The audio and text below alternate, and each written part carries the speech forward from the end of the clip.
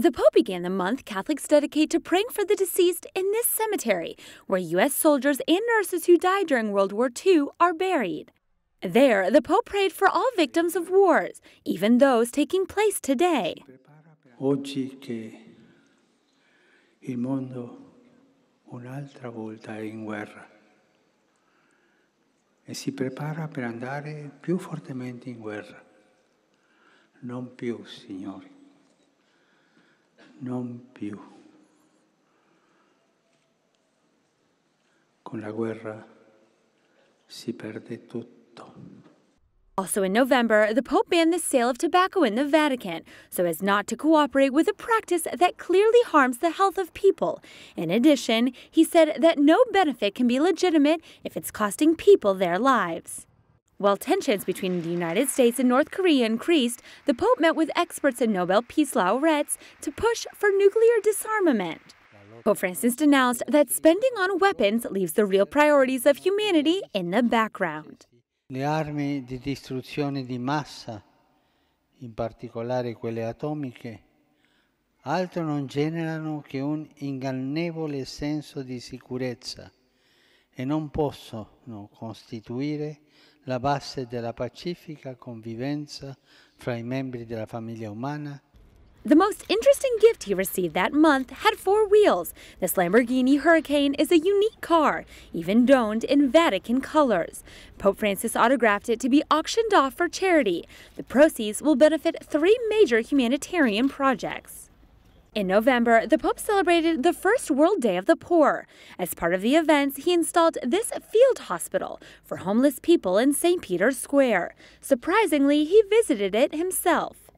He also celebrated a Mass for the homeless in the Vatican Basilica with thousands of people.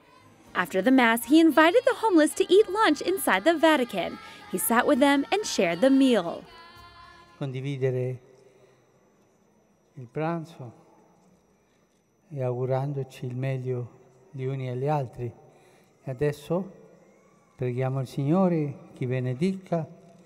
At the end of the month, Pope Francis made his 4th trip to the Far East. He visited Myanmar and Bangladesh.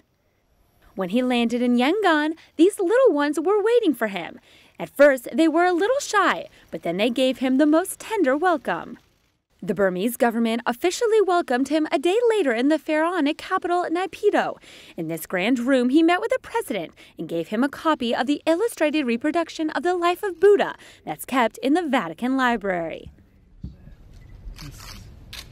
One thing very unexpected. He also met with Aung San Suu Kyi, State Counselor and Minister of Foreign Affairs. The Nobel Peace Prize winner spoke about the situation in Rakhine, the epicenter of the humanitarian crisis of the Rohingya minority. Your Holiness, the gifts of compassion and encouragement that you bring to us will be treasured.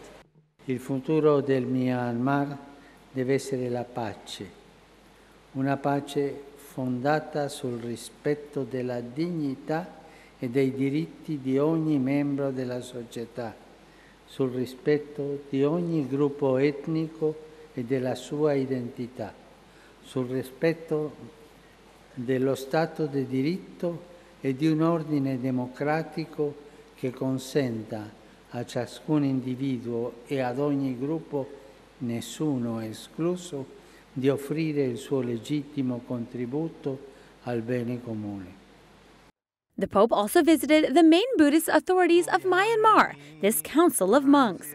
It was a delicate meeting because many extremist monks incite violence against Muslim minorities. The largest gathering was this Mass, with about 150,000 people. It was a considerable amount since there are only 800,000 Catholics in the entire country.